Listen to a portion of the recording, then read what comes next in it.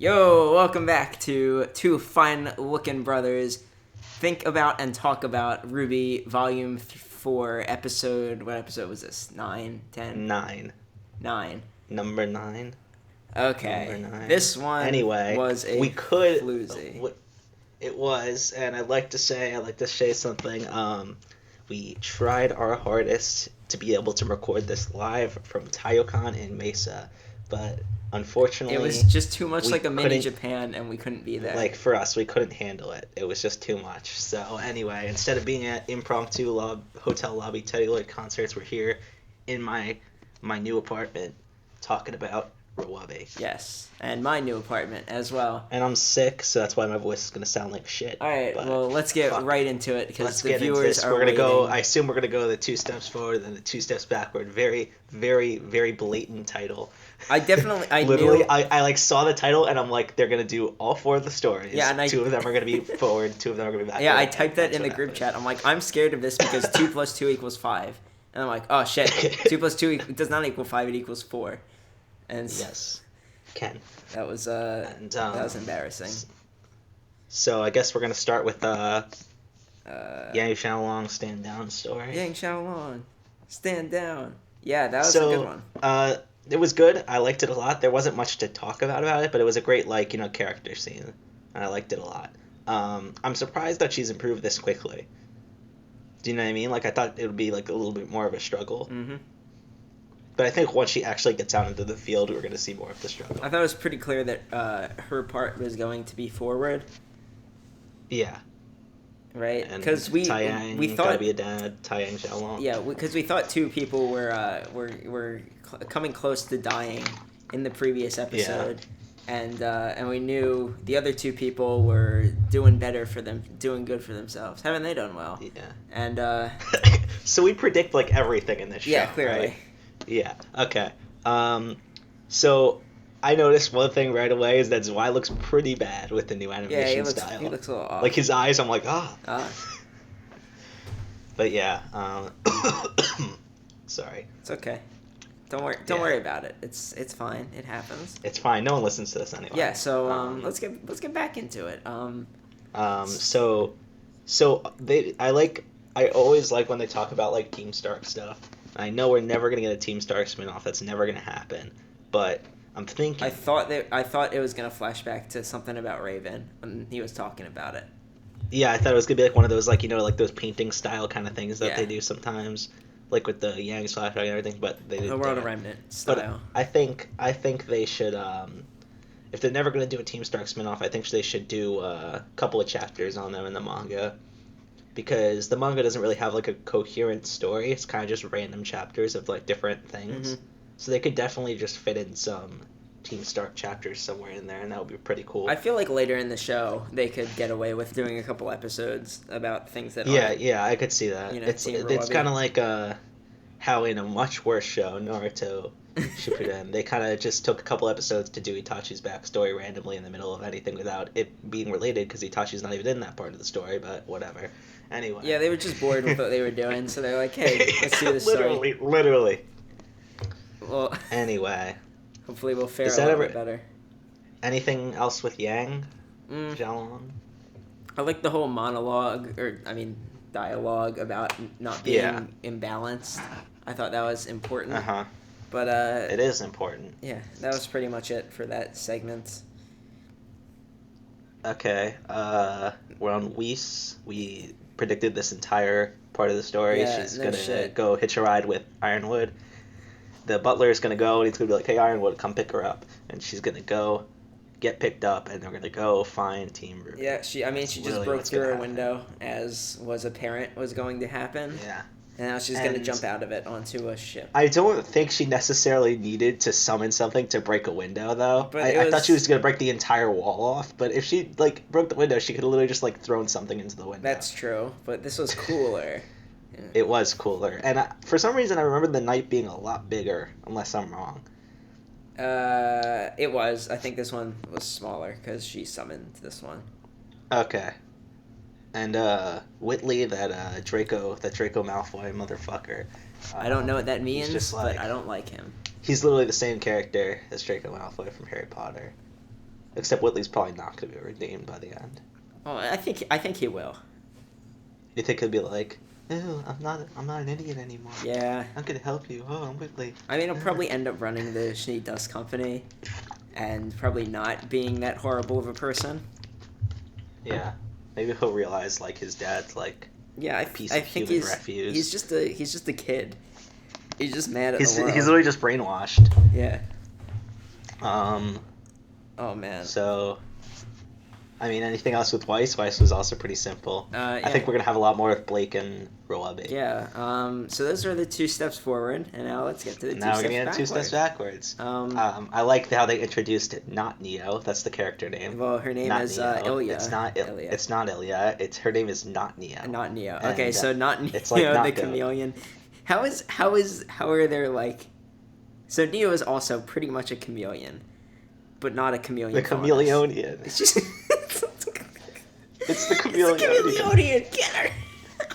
So I don't understand how Blake didn't realize that it was like this is probably her like old friend. Yeah, like I don't know how she didn't realize it was her. It's a chameleon faunus with the same hairstyle and the same like body structure. Were we ever shown her before? No, she's never been introduced. So I pretty much picked up that they were probably friends during their time in White Fang. Probably lovers. I sorry, Zack. I don't think so. But why not Neo? What I thought was interesting though is that when she said you shouldn't have come back here, I felt like there was some like genuineness to that. I think she actually like doesn't want Blake to get hurt. You know what I mean? Yeah. Where she's like, you should have come back here because now you're gonna get fucked up. Yeah, and then she kills her friend pretty much. Or I at least don't really think hurts him. dead. He's not dead. I think he's not dead. He's gonna be injured. He's gonna be out of commission for a while. I'll say that. But she depleted his aura and hit him in the fucking heart with a whip. I think what's gonna happen is that Blake's gonna leave without him. You think? She's gonna do her. You think she's gonna do her like her bullshit thing, where she's like, I'm gonna run away without telling anyone. Yeah, and then she's gonna run to the desert, and Adam's gonna be there. Yeah, and which is literally what's gonna happen. They still haven't looked at the smartphones, but clearly the chameleon's going to be in like a call or a chat with Adam, and her phone's going to have son's phone's going to have a picture of Adam. Like, I don't. It's supposed to be this big reveal. Has she not picked up on it yet that Adam's just literally just standing in the desert, like he's just standing there waiting for her to come? It's like a video game where the character doesn't move. It's just like until you come. He's like a boss. He's like a Pokemon trainer. He's like walking back and forth, and then he'll see her and go, and then the battle theme will start playing. That's literally what's happening right now. I think that's the only way we could get through this episode, like because by making jokes about it, because it fucked me up a little bit. I'm just mad that everything like there's so much that could be done that wasn't done. Everything's just falling apart though. Not really. I felt like the characters who did good were like justified in doing good, but the ones who took the steps backwards like can help. Like I think like the whole Blake and Son fight thing was cool, but like I feel like it was handled really poorly by both of them. Like, what do you mean? Like they didn't actually fight. Like she just kind of stands there and doesn't grab the scroll or help at all. Oh yeah, that was ridiculous. They literally just did that so there'd be time for Son to get hurt. Like, that was pretty bad writing. Yeah, they need to stop having this like Blake. I think Blake's smarter than that. Like, she's not the kind of character that would just stand there and she'll literally go and get it. Yeah, like, she's not dumb. This is a meme that needs to die in RWBY. Is like talking. It's in the not just middle of RWBY. fights. It's like it's not just RWBY. I think it's anime in general. Yeah, no, that's the thing. Like, but RWBY in the first like 2 volumes or 3 volumes didn't have that. Mostly the first 2. Like they get to fighting and they say things, but they don't stop fighting to like just talk. You're right. Yeah. And it like that's just like real life. You keep fighting. I think it's just like what the problem is that they're writing in the style as if they were writing an anime series. Well, they should be writing RWBY, not an anime. Yeah, that's the problem. That's like a lot of the flaws that I've noticed in RWBY come from the fact that they're trying to emulate anime so much when they don't need to. It's its own show, and they could just do an amazing show. And that's the only problems I usually have with RWBY are in like writing like that. Yeah.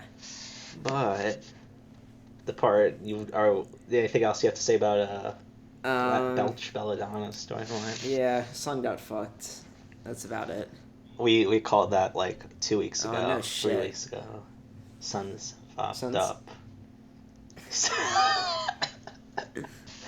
Anyway, on to Ruby's storyline. So, this is the part of the episode that really got to me and messed me up. But, isn't it a thing that you can do if someone's poisoned? Can't you, like... Suck the poison out of them? Yeah, can't you suck the poison and spit it out?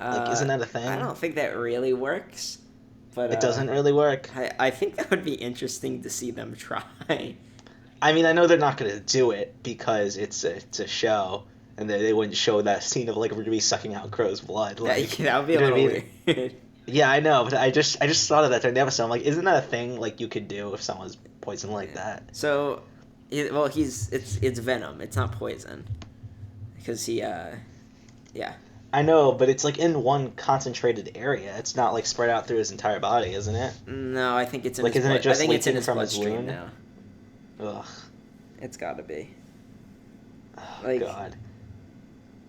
And the thing that... Wait, what were you going to say? Yeah, like, is it some sort of secret that, like, John has a healing semblance? Or, like, that he doesn't know that he does? I feel like that's what they're leading up to. I feel like in the last possible minute, it's going to trigger. Like, I think he doesn't know he has it, and I think it's just going to trigger all of a sudden. He's going to be like, oh, I guess I could heal. See,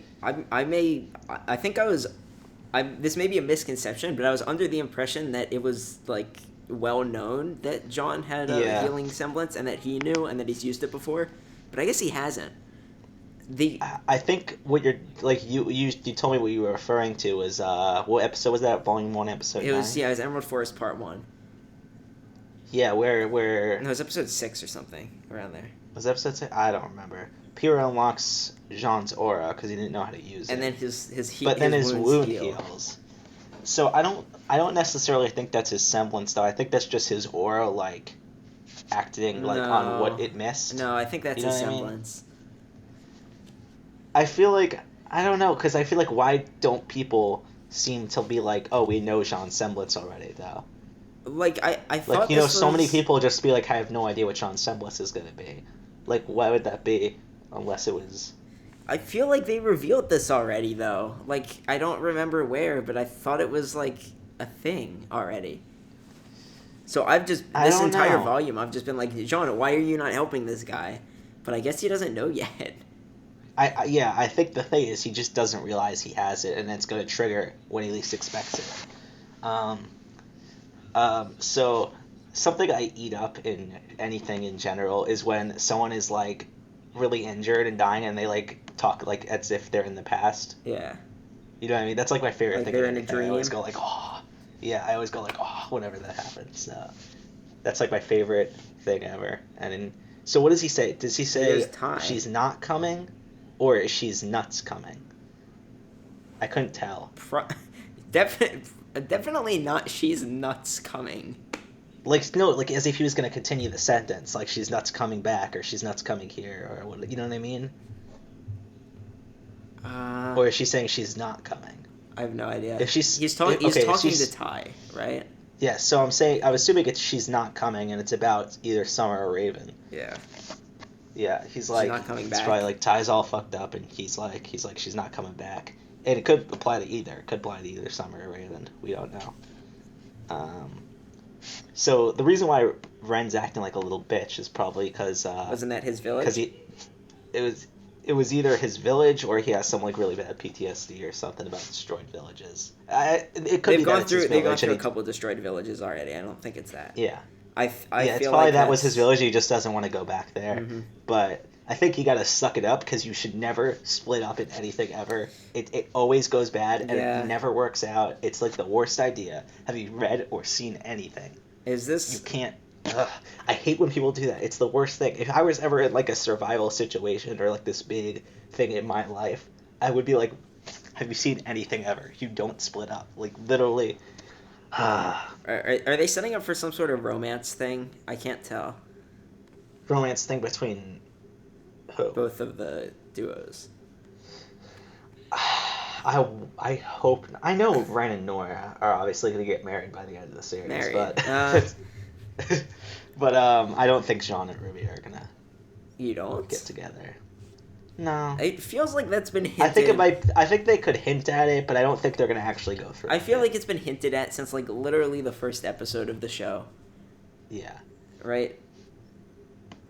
Yeah, I guess you're right, but like I don't know. literally like I kind of feel like that's what it's working towards. So it's what I'm saying is, do you think they're gonna Ren and Nora and Jean and Ruby are gonna reunite by the end of the volume or no? By the end of the volume, I don't know if you think they're all gonna. I'm thinking I think they're all gonna live. Okay. I don't think any of them is gonna die. They're both heading towards Haven, right? Yeah, but I think what's gonna happen is they have to. I think Ruby and Jean have to go to the village and then come back up the mountains the way they went? No, I think they're going around. I think it's like a way so yeah, around. I think they're both probably going to meet up in Haven. I don't know if that's going to be early next volume or end of this volume because we only have 3 episodes left. Yeah. But I like when they hugged. That was nice. Yeah. But only 2 of them hugged. That was weird. Yeah, that was a little weird, but I don't know. I still right? It. Like John's like, "All right, Ren, be safe. All right, see you, Nora." Yeah, and then now the episode leaves us with them walking right into Raven and whatever's in their group that they were hinting at all thing. They were walking right into Raven's tribe or whatever. Oh, great. Yeah, so that's going to be interesting. So one of them's going to get hurt. Yeah, someone's getting... Whether it being Crow legitimately dying or another character getting hurt. I think someone getting hurt is a safe bet. Like, yeah. This is not controversial. And then we're also going to get Chekhov's Chekhov's semblance? Healing semblance. What is Chekhov's semblance? What do you mean? Huh? So Chekhov has a weapon that's also a gun. Chekhov's gun. But what's his semblance?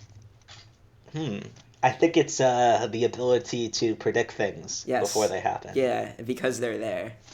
Yeah. Right? It's like so he's like, okay, this poster is on my wall, so naturally it's gonna fall on me in the middle of the night. Yes, that's Chekhov's poster semblance. Yeah. Anyway, so do you think so I assume that giant symbol in the ground or footprint or whatever, it's the thing that they've been hinting at that's in Raven's group, right? Because they're always like they're always like they've always been hinting all volume that like something else is sort of like in Raven's tribe or group that's like a big threat. It's probably a Grimm that they harnessed. That's what I'm guessing. I'm assuming it's like this like ultra powerful. She wears this like Grimm mask, and they got this Grimm, ideology, I guess, like symbolism. It just seems. Yeah, so I'm assuming it's like some sort of Grimm thing or something, and we're gonna see it at the end of the volume. There's no doubt about it, but. Yeah. Do you think Raven would like be welcoming because they have Crow? Do you think she'd be like don't attack? I don't know. But the thing is, Raven has been following them this whole time, so she knows everything that's happening. Yeah, but you think she'll let it slide because it's like, well, he's family. You know, like spare him for now. Yeah, I guess. But then why'd they play like all this dramatic music? I don't know. And stuff every time they enter it. Maybe it's just like a big mislead where they're just gonna be like nice to them. I don't know. I think it'll be like if anything, it'll be like a reluctant acceptance. Yeah, and then they're gonna fix him, and then Crow's gonna be like, "Hey, I'm Crow. I'm Crow Brandwood. Cool. I'm a fat guy." He's the Crow from where is he from? Where are they from? He's from some tribe in the continent that they're on now. Hey, I'm the Crow from Branwyn. I'm a fat guy. Yeah. Thanks for watching.